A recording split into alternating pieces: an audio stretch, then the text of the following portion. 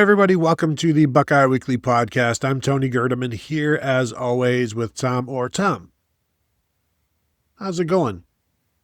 Tony, I've been thinking about something you said a couple shows ago where you were talking about your car being plowed in with all the snow, and my mailbox is currently, we are kind of like at the end of a street, and our mailbox is behind a similar, I mean, if you've seen the, what's the show? George R.R. Martin, Game of Thrones. There we go. I got there. The wall that they used to keep it's basically like that, but to keep me from getting my mailbox. And my wife said, well, you're going to have to shovel that or they won't deliver the mail. And I said, did I just discover a new life hack to avoid getting bills? Like, I'd love to pay. I'm sorry, I can't pay you. The bill didn't come. So I don't know what to tell you. So listen, if you are looking for, my financial advice to you is to go start shoveling snow in front of your mailbox, but there's not already an enormous wall there. Your thoughts?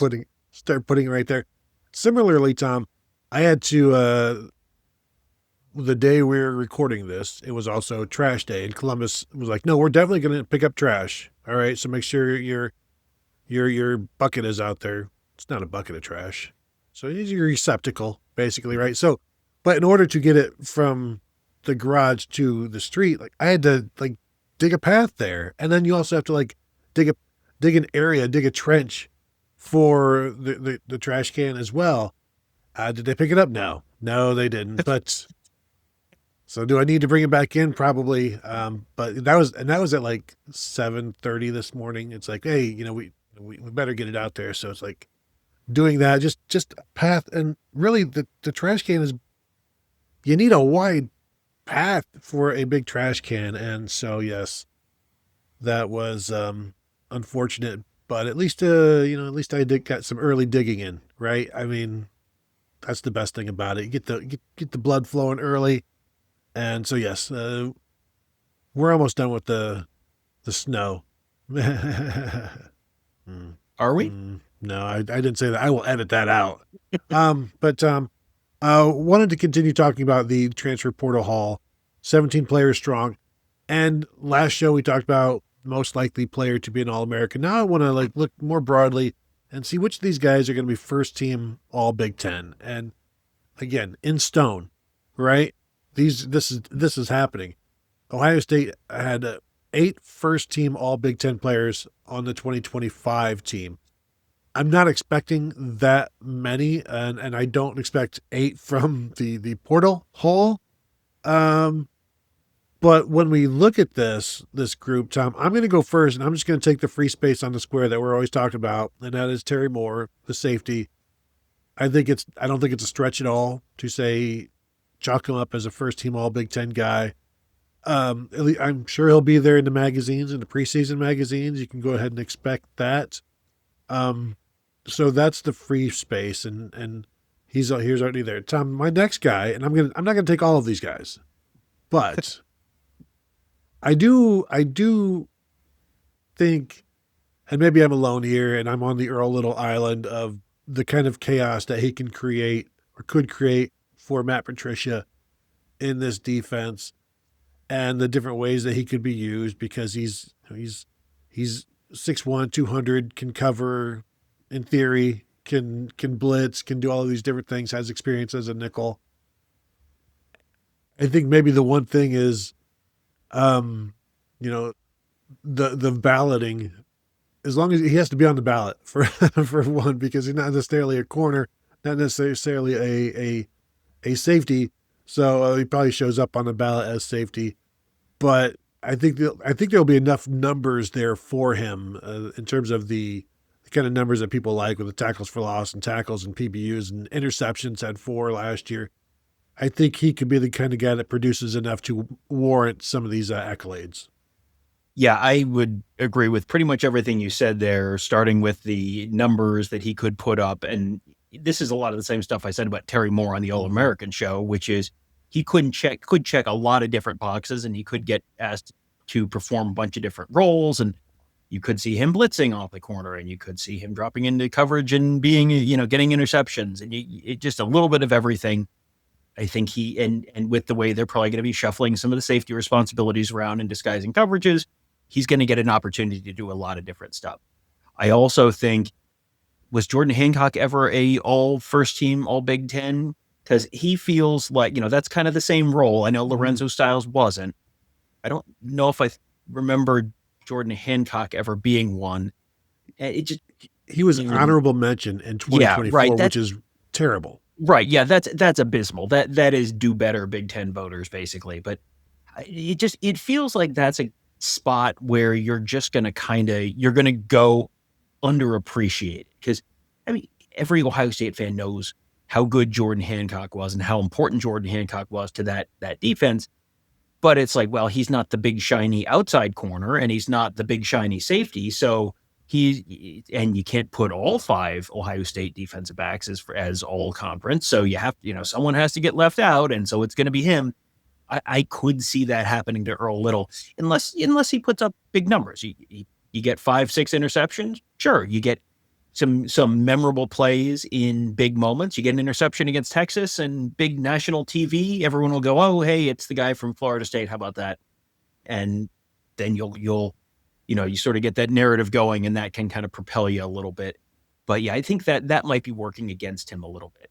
One thing that this is a name that is not necessarily one that I think is going to be enormous numbers, but I could see this being someone where it's a familiar name to Big Ten voters, because you got to remember there's the coaches and there's the media. So this is Big Ten media, all will know this name. Big Ten coaches, all will know this name.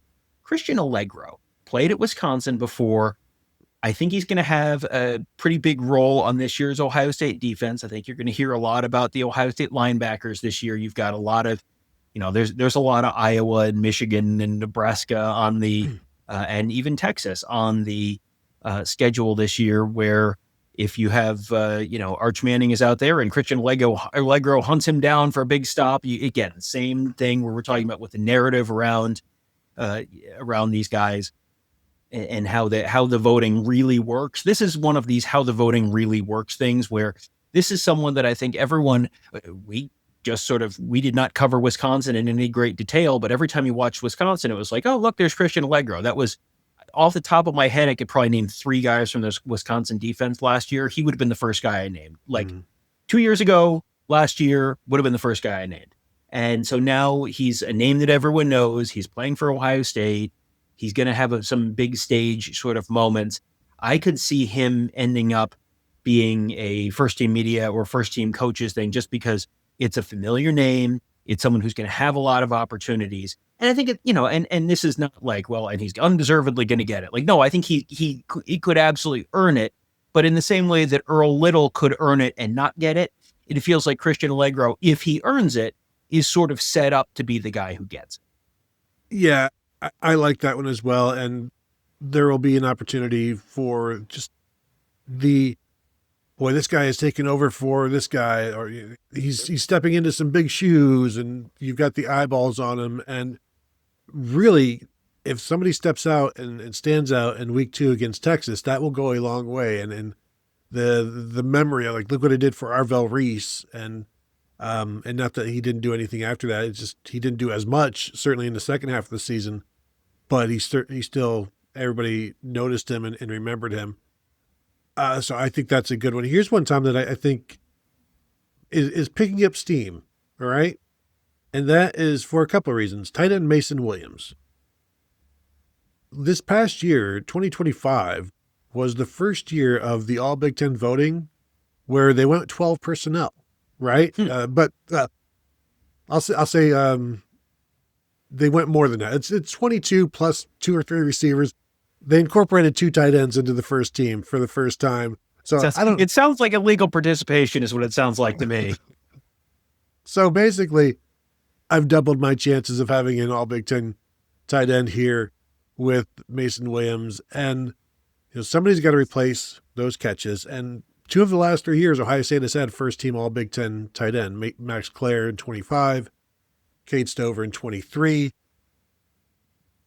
Everybody knows, Tom, Ohio State uses the tight end every year of the tight end. Why change now? I think Mason Williams has an opportunity to be that guy. And I don't know how many catches you need to get there. Is 35? Is that, for an all Big Ten kind of guy? But again, you need to make plays in big situations and be noticed. And, Max Clare, everybody already knew him. That helped. Kenyon Sadiq is the other first team all Big Ten tight end. Everybody knows him, but he's a playmaker. And you saw him make plays. So is Mason Williams more Max Clare or Kenyon Sadiq? I don't know that he's either one of those guys. I don't think he is. Probably more Will Kazmarek. But still, Will Kazmarek is a guy some years good enough to be that first team all Big Ten guy, as long as he's the guy that getting the bulk of the catches. I don't know that that's going to be Williams, but just a thought there on an all Big Ten tight end once again for the Buckeyes. What's really interesting is I had looked up earlier Hunter Welsing's stats because he's the other transfer tight end. He's from Northwestern, and he was one that I had thought, well, maybe he's sort of the same argument as Christian Allegro, coming from another Big Ten school. It's going to be a name that people sort of recognize within the league. And I had looked, and his numbers were kind of, it was basically like 28 catches, were just shy of 300 yards and a couple touchdowns, which is essentially what Mason Williams did at Ohio University. I think you're going to have bigger numbers. Tight end just feels like one of those positions where you've got to have some numbers, or you got to have some name recognition, or you got to have something. I think that's going to be working a little against Mason Williams, the fact that he's coming from the MAC. Will Kazmarek was not the first team all Big Ten tight end, and that was he feels like the very natural comp for Williams. So I don't think it's super likely that it's him. You could certainly see it being one of those guys, whether it's Welsing or Williams. That to me doesn't seem as likely. Well, I think, no, it's not. But like the Arthur Smith edition here may come into play there. Should we be looking at some of these defensive linemen as a possibility? Yeah, I think you could make a decent argument for a whole bunch of these guys in terms of, I think when you look at what it takes to get on the all Big Ten team, it's a lot of stats. It's just, this guy has 9.5 sacks, so he's got to be on the, it's a lot of that kind of stuff. And you could see what does Quay Broussard's production look like this year? Is he in the Arvell Reese role? And if he's in the Arvell Reese role, is he in the games 1 through 5 Arvell Reese role, or is he in the games 9 through 13 Arvell Reese role? Because those put up very different numbers. So I think you could see something like him. I think you could see James Smith, the other defensive tackle transfer from Alabama. I think I could see numbers out of him. I think you could see numbers out of John Walker. I always am a little hesitant to say, because Caden McDonald was a first team all Big Ten this previous year, right? Yeah. So, and he was a first team All American as well. That's this, I think that's the standard. We talked about sort of the previous standard here on some of these shows. And I worry about that being the standard because, man, he was really, Caden McDonald was extraordinary there. And I think that's going to be a hard standard to live up to. But you could see, I think James Smith is going to come in and be a very impactful player. What does the rotation look like there? That's the other question. Are you just sort of splitting snaps 50-50? And if you are, is that going to cut into the numbers enough that it hurts your ability? Like I could see 4 Ohio State defensive linemen being somewhere between first and third team all Big Ten. I just don't know how many of them are going to be first team all Big Ten. And James Smith sharing the reps with Edric Houston, that creates, the numbers aren't going to be necessarily what everybody else would like.